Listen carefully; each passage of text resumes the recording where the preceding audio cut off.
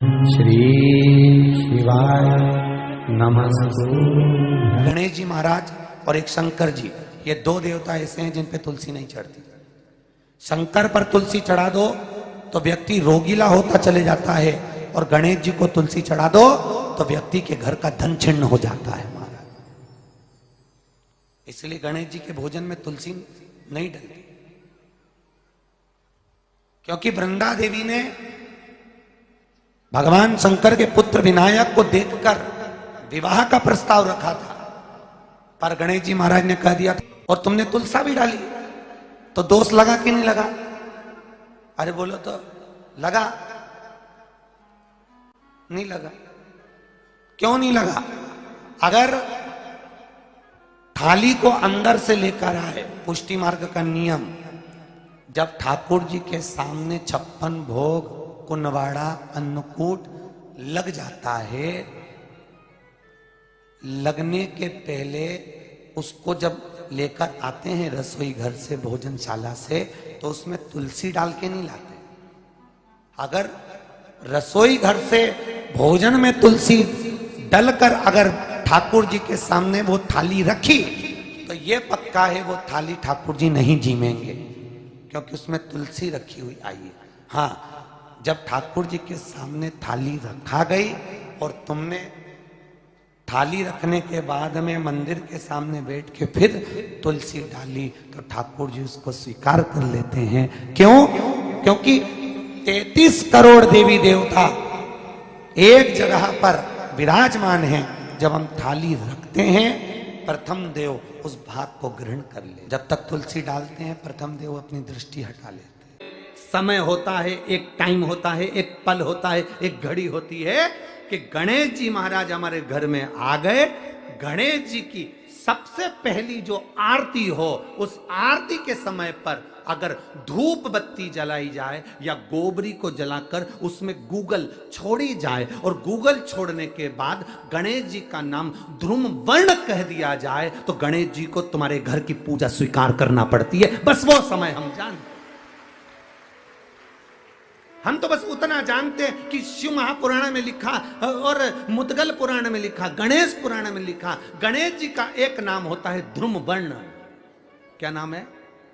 ध्रुम वर्ण गणेश जी का एक नाम होता है। जब हम धूप जलाकर और धूप लगाने के बाद में गणेश जी की सबसे पहली आरती करने के पहले, अगर हम सबसे पहली आरती गणेश जी की कर रहे हो, अपने घर में स्थापना कर रहे हो, बिठा रहे हो, और तुम चाहते हो कि गणेश जी मेरे घर में आके मेरी पूजा को स्वीकार करें और जो मांगू मेरा गणेश मुझे दे 10 दिन के अंदर, तो पहला नाम लेकर पुकार लेना, ध्रुम वर्ण विनायक, बैठो, बस काम हो गया। वो फिर ही होकर आता। सुंदर जोड़ी थी शंकर और पार्वती की, सही है कि गलत है? कभी नहीं झगड़ते थे। इसलिए पृथ्वी पर ना तो लक्ष्मी जी के व्रत हैं, ना ब्रह्माणी के व्रत हैं, ना इंद्राणी के व्रत हैं। अगर पूरी पृथ्वी पर सबसे ज्यादा व्रत किसके हैं? माता पार्वती। तीज का व्रत किसका? पार्वती का। चतुर्थी का व्रत किसका? पार्वती का। चौथ का व्रत किसका? पार्वती का। छठ का व्रत किसका? पार्वती का। जितने व्रत है सब माता पार्वती। गणेश जी मैया को प्रसन्न करने के लिए 8 रूप में धारण करते हैं। 8 रूप भगवान गणेश जी ने धारण किए। एक मयूरेश्वर गणेश, दूसरा सिद्धि विनायक, तीसरा बल्लालेश्वर, फिर वरद विनायक, फिर चिंतामणि, फिर गिरजात्मज, फिर भगवान गणेश विघ्नेश्वर अष्ट विनायक, फिर महागणपति। ऐसे गणेश जी के 8 नाम हुए। उस समय तिजोरी के अंदर जो गणेश की प्रतिमा रखी जाती है, किस नाम से रखी जाती है? तो तिजोरी में हम जो गणेश की प्रतिमा रखते हैं वो वरद विनायक के नाम से रखते हैं। कौन सा गणेश? वरद। वरद विनायक के नाम से तिजोरी में गणेश रखते हैं। और वरद विनायक के नाम से गणेश जी तिजोरी में रखाते हैं। आपको कथा में कहा था, घर में सीधी सूंड का गणेश और व्यापार व्यवसाय ऑफिस में उल्टी सूंड का गणेश होना चाहिए। वरद विनायक को तिजोरी में। जब मकान का गृह प्रवेश होता है तो गणेश जी की पूजन जो दरवाजे पर करी जाती है उसे सिद्धि विनायक गणेश कहते हैं। कौन सा गणेश? सिद्धि विनायक। जब हम घर में शुभ कार्य हो, बंदरवाल लगाएं, कोई दरवाजे पर शुभ लाभ लगाएं या स्वस्तिक बनाएं या माताएं दरवाजे पर रंगोली डाले तो उसी समय पर सिद्धि विनायक के नाम से रंगोली डालना चाहिए। तो घर में लक्ष्मी बढ़ती है, सिद्धता बढ़ती है।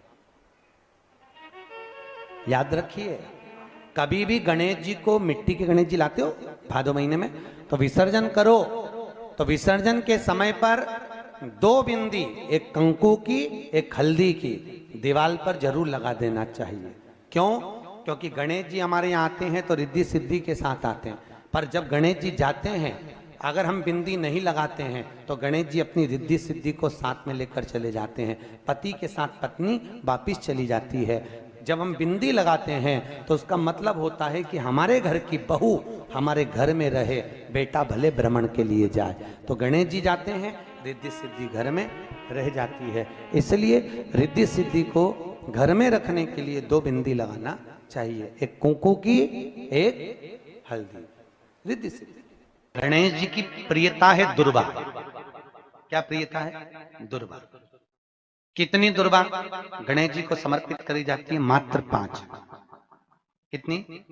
आज के जमाने में लोग गट्ठा बनाकर चढ़ा दें, वो अपनी जगह पर 5 दुर्वा पंचम इंद्रियों को वश में करने के लिए और भगवान के 5 जो स्वरूप हैं उनको अपने भीतर उतारने के लिए 5 दुर्वा। और दुर्वा में भी 3 गांठ।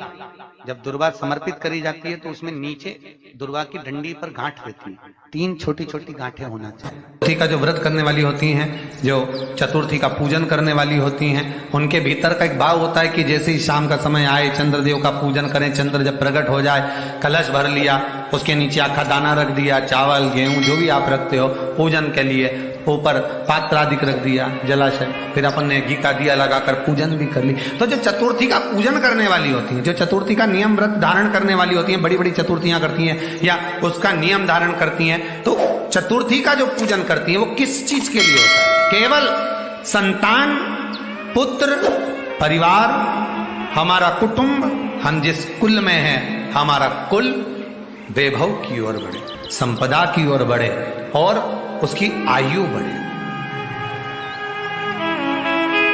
उसकी आयु बढ़े, वैभव बढ़े। बहुत ध्यान दीजिएगा महाराज, चतुर्थी की पूजन में जो आप आखा दाना रखते हो, गेहूं वगैरह कुछ भी जो रखते हो, उसकी बड़ी महत्वता होती है महाराज। यहां तक कहा गया है, चतुर्थी की कथा तो आप लोग पढ़ते होंगे, जो लोग पढ़ते हैं उनको मालूम होगा। चतुर्थी की कथा में लिखा है, चौथ माता के व्रत में वर्णन किया गया है कि वो आखा दाना जो रखा जाता है, मान लो कोई जरूरी काम होता है तभी आखा दाना को रखा जाता है, संभाल के रखते हैं कि हम इस काम के लिए जा रहे हैं और हमारा ये कार्य सफल होना चाहिए। तो जिसने चतुर्थी का व्रत करा है, जिसने चंद्रदेव का पूजन करा, चतुर्थी का व्रत करा, वो गणेश जी से विनती करके वहां से 2-4 आखा दाना उठा ले और जो व्यक्ति का काम अटक रहा है अपने ही घर का, पर दूसरे कुल को नहीं देना, अपने ही कुल के अंतर्गत जो काम अटक रहा है उसकी जेब में, उसके पल्लू में उस चीज को रख दिया जाए। तो चतुर्थी जो अगली आती है, जैसे आप महीने की करते हो तो महीने की, और आप जैसे करते हो कि 4 अलग बड़ी बड़ी चतुर्थी करते हो तो उसके अनुसार आपका कार्य सिद्ध होता ही है। उस आखे दाने का इतना महत्व होता है क्योंकि चतुर्थी का व्रत करने वाली माता जब व्रत करती है तो स्वयं चतुर्थी की कथा में लिखा हुआ है कि पार्वती जी गणेश जी से चतुर्थी की कथा बचवाती। चतुर्थी की कथा बाची किसने थी? स्वयं गणेश जी महाराज ने। और सुनी किसने थी? माता पार्वती। बाचने वाले गणेश जी थे, सुनने वाली माता पार्वती थी।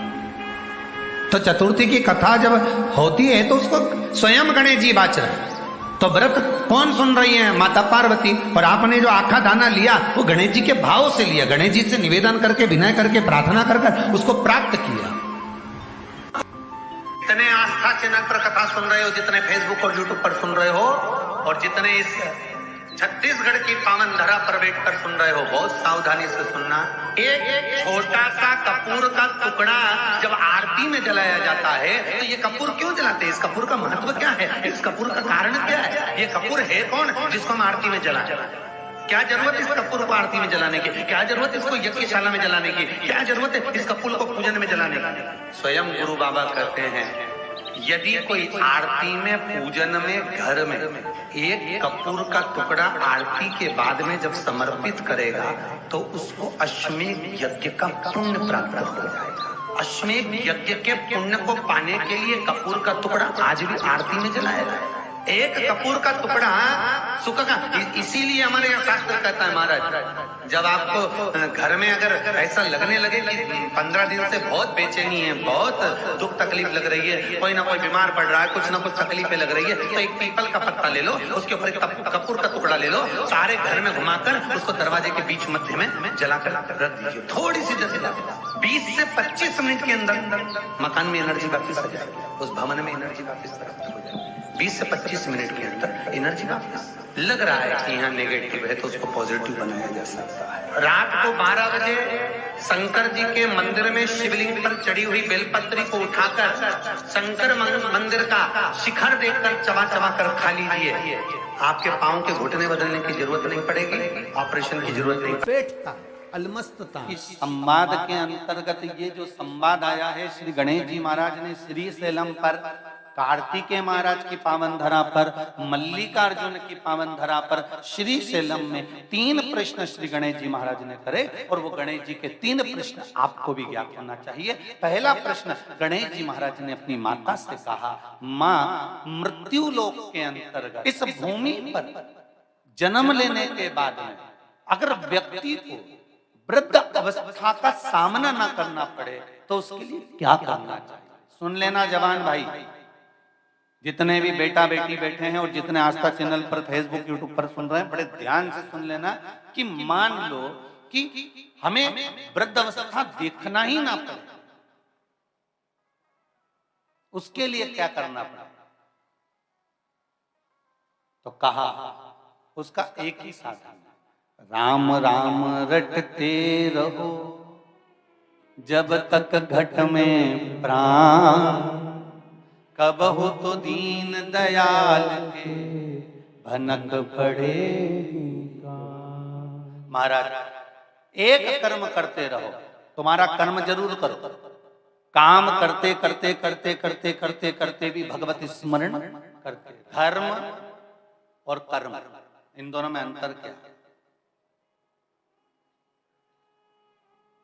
बोलो जल्दी जल्दी बोलिए। धर्म और कर्म में अंतर क्या है? धर्म अष्टविनायक में एक विनायक, सबसे प्रबल विनायक, अष्टविनायक में सबसे प्रबल।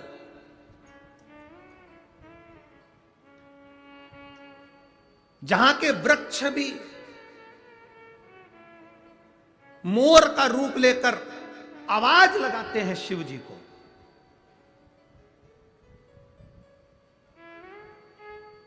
जहां की नदी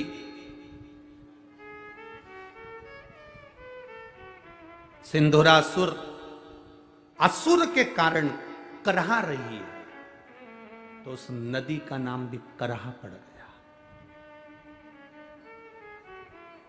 ऐसे देव अधिदेव महादेव, ऐसे मेरे शिव, ऐसे मेरे ओघड़ी, शंकर की पवित्र पावन भूमि मयूरेश्वर भगवान श्री मयूरेश्वर गणेश विनायक, अष्ट विनायक में एक विनायक।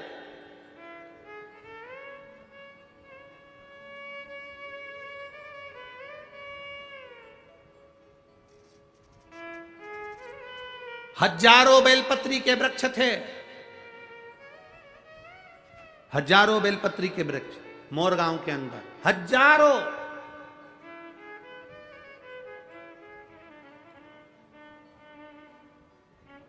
और शिव जी की अति प्रिय भूमि थी मोरगांव, अति प्रिय भूमि। पूर्णा के इस पवित्र आनंद में, पूर्णा के इस जिले के अंदर, पुणे के अंतर्गत ये मयूरेश्वर सुंदर गणेश जी के अष्ट विनायक में एक विनायक है। शायद हमारे हिसाब से तो अष्ट विनायक की पहली यात्रा यहीं से प्रारंभ होती होगी। जहां तक अगर विचार हो तो मयूरेश्वर से ही प्रारंभ होती है। अष्ट विनायक की पहली दर्शन यात्रा अगर कोई निकलती होगी तो मयूरेश्वर से निकलती होगी। पहली मयूरेश्वर आता होगा, फिर उसके बाद दूसरे दूसरे गणेश। क्यों? हजारों बेलपत्री के वृक्ष, शिव जी की परमप्रिय भूमि।